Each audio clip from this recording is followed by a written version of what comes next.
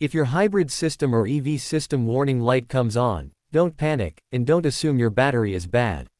There are a few simple things you can check first. Start with the 12-volt battery. Even hybrids and EVs still use one, and if it's weak, it can cause warning lights and strange electrical problems. Next, check the charging connection. Make sure the plug and charging port are clean, dry, and connected properly.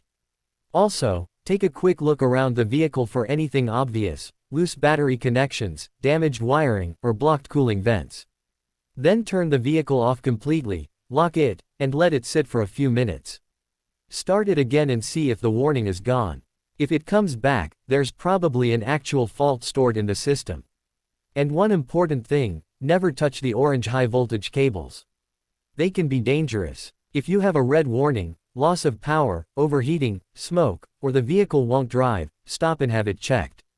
Sometimes it's something simple, but you want to find out before replacing expensive parts.